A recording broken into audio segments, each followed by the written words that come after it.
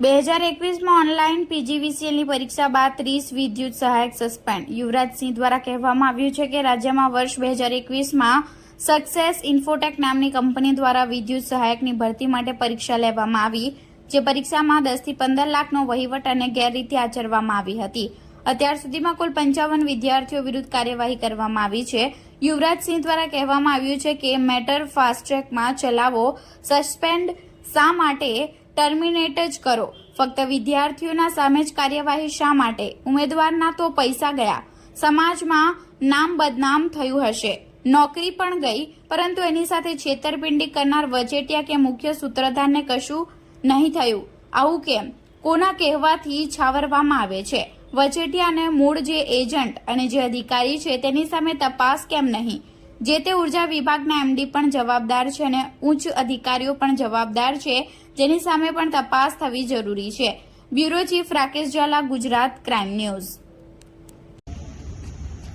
ઉર્જા વિભાગ ભરતીમાં આજથી 2 વર્ષ પહેલા અમે આ જ જગ્યાએથી પ્રેસ કોન્ફરન્સ કરી હતી, જેમાં 4 જાન્યુઆરી 2022ના દિવસે જ્યારે જેટકોની પરીક્ષા ચાલુ હતી એ દરમિયાન 12 વાગ્યાનો સમય હતો, 11:30 વાગે અમે જાણ કરી હતી કે આની અંદર ઓનલાઈન સિસ્ટમેટિક સ્કેમ થાય છે. તેના તમામ પ્રકારના આધાર પુરાવા પણ અમે સરકારશ્રીને અને પોલીસ તંત્રને આપ્યા હતા. અને જોવા જઈએ તો આની ઉપર અત્યારે જયારે તપાસ ચાલી રહી છે, ત્યારે 2 વર્ષ પછી જયારે તપાસ ચાલી રહી છે, ત્યારે આજે પીજીવીસીએલ દ્વારા જે 30 જેટલા જુનિયર આસિસ્ટન્ટના જે કર્મચારીઓ છે એ કર્મચારીઓને દૂર કરવામાં આવ્યા છે. આ જે જુનિયર આસિસ્ટન્ટ તરીકે જે નોકરી કરી રહ્યા હતા અને આ જે સ્કેમ, આ જે નેક્સેસ, આ જે કૌભાંડ જે ચાલી રહ્યું હતું, આ જે સિસ્ટમેટિક સ્કેમ ચાલી રહ્યું હતું, તેમાં હજી સુધી જે વચેટિયાઓ છે એને હજી ખુલ્લો દોર મળી રહ્યો છે. ઘણા એવા લોકો છે કે જેને હજી છાવરવામાં આવી રહ્યા છે, કેમ કે હજી જે મુખ્ય સૂત્રધાર છે, મુખ્ય સૂત્રધાર પકડાયા નથી. અને આજથી 2 વર્ષ પહેલા આ જે ભરતી છે એ જ ભરતીની માંગ અમે આદરણીય ભૂપેન્દ્ર પટેલ પાસે અને ગૃહ રાજ્યમંત્રી પાસે સીબીઆઈ તપાસની માંગણી કરી હતી, પરંતુ હજી સુધી એમાં સીબીઆઈ તપાસની માંગણી જે છે એ મારી ગ્રાહ્ય રાખવામાં નથી આવી.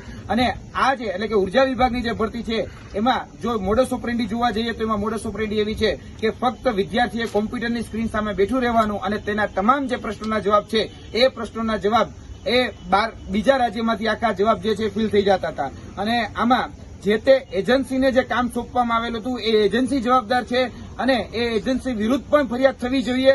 અને તેની સાથે સાથે જે આ વિદ્યાર્થીઓ જે અત્યારે આ જુનિયર આસિસ્ટન્ટ કે એન્જિનિયર તરીકે નોકરી કરતા હતા એને એમાં જે વચેટિયા તરીકે જેની ભૂમિકા ભજવવામાં આવી હતી એ વચેટિયાઓ હોય, એજન્ટો હોય અને તેની સાથે સાથે જે કહી શકાય કે જેના તાર એ એજન્સી સાથે સંકળાયેલા હતા એ તમામ લોકો આમાં જવાબદાર છે. હજી સુધી એની પાસે તપાસના તાર નથી પહોંચ્યા.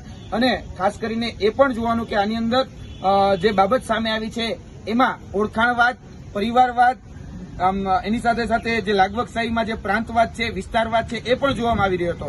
અમે ભૂતકાળમાં પણ આ વિસ્તારોના નામ આપી ચૂક્યા છીએ.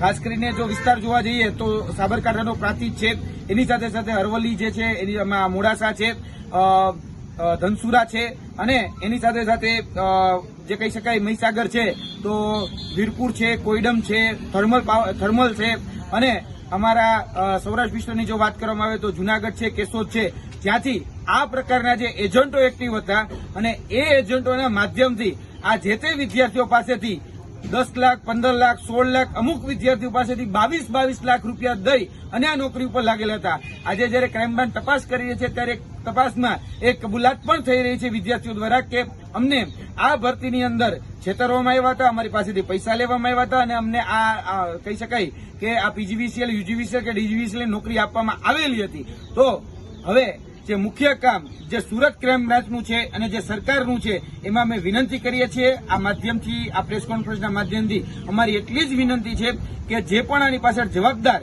જે અધિકારીઓ હતા, કેમ કે આમાં જે તે સમયના એમજીવીસીએલના તત્કાલિક એમડી અને જે ઉર્જા વિભાગના અમુક જે અધિકારીઓ જે છે, જે ઉચ્ચ દરજાના અધિકારીઓ છે એને હાલના દિવસે પણ છાવરવામાં આવે છે. અમારી માંગણી એ જ છે કે ફક્ત વિદ્યાર્થીઓને સજા નહીં, એની સાથે સાથે તમે જે તે વચેટિયાઓ છે અને એની સાથે સાથે સંકળાયેલા જે અધિકારીઓ છે એને પણ આ સજાના પાત્ર છે, એટલે એને પણ સજા આપવામાં આવે. કેમ કે વિદ્યાર્થીઓને સૌથી વધારે છેતરવાનું કામ જો કોઈએ કર્યું હોય તો આ વચેટિયાઓએ કર્યું છે અને જે અધિકારીઓએ આ જે નોકરીમાં એને લગાડ્યા છે ખોટી રીતે, વિદ્યાર્થીઓને સસ્પેન્ડ નહીં, વિદ્યાર્થીઓને ઘર ભેગા કરો એમાં ના જ નથી. વિદ્યાર્થીઓને અત્યારે ફરજ મોકૂફ રાખવામાં આવ્યા છે, એની જગ્યાએ એની નોકરી તમે છીનવી લો. પરંતુ જે આને લગાડનાર છે એને ખાસ કરીને આ મૂળિયાને તોડવા એ ખૂબ જરૂરી છે. એટલે આ માધ્યમથી અમે અપીલ કરીએ છીએ કે જે વચેટિયાઓ છે એ વચેટિયાઓને પકડવામાં આવે. અહીંયા જે વિસ્તારમાં જે લોકોને નોકરી આપવામાં આવી હતી તેની તમામ ડિટેલ અમે આ પ્રેસ કોન્ફરન્સના માધ્યમથી આપીએ છીએ. અને અમે ભૂતકાળમાં પણ આ જ બાબતે કહી શકાય કે 4 જાન્યુઆરી 2022ના દિવસે પણ પ્રેસ કોન્ફરન્સ કરી હતી. ત્યારે પ્રાતિજમાં અમે ઓનલાઈન જે સિસ્ટમેટિક સ્કેમ ચાલતો હતો ત્યારે તાત્કાલિક ધોરણે પકડી શકાય એના માટેના પણ પ્રયત્નો કર્યા હતા.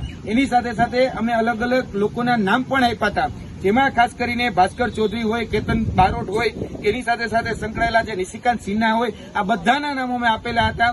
અને જોવા જઈએ તો આ બધા જ વચેટિયાઓની ભૂમિકા ભજવતા હતા, જે સીધા જ એજન્સી સાથે સંપર્ક રાખી રહ્યા હતા. તો આવા જેટલા પણ એજન્ટો છે એ પછી અરવલ્લીના મોડાસાના બાયડના હોય કે પછી સાબરકાંઠા પ્રાંતિજના હોય કે પછી મહીસાગરના લુણાવાડાના હોય કે ક્યાંયના પણ હોય, આ બધાને પકડવા ખૂબ જરૂરી છે.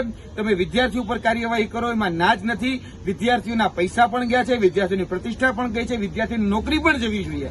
પરંતુ જે આને લગાડનાર છે એની ઉપર પણ સખતમાં સખત અને કડકમાં કડક કાર્યવાહી કરવામાં આવે, એ આ પ્રેસ કોન્ફરન્સના માધ્યમથી અમારો હેતુ છે.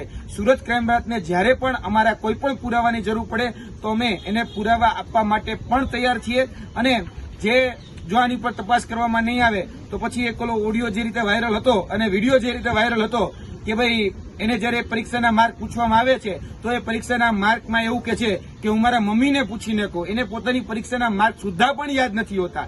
એટલે આવા ઘણા બધા લોકો છે કે જે ગેરરીતિ કરી, ભ્રષ્ટાચાર કરી, કૌભાંડ કરી અને આ ભરતીઓમાં લાગે છે. અમે સરકારનું છાસવારે ધ્યાન દોરતા આવ્યા છીએ, પરંતુ હજી સુધી એમાં નક્કર કાર્યવાહી કરવામાં આવી નથી.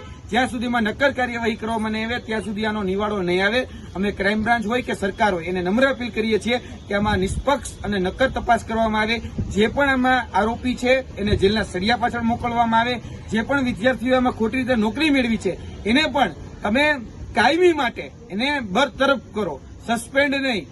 એ હરામનો પગાર લેશે, એના કરતાં તમે એને કાયમી માટે એને એ નોકરીમાંથી બરતરફ કરી અને સાઈડમાં મૂકી દો. કેમ કે આવા જે લોકો છે એ આપણી સિસ્ટમને નુકસાન પહોંચાડતા હોય છે. બસ અમારી આટલી જ વિનંતી છે.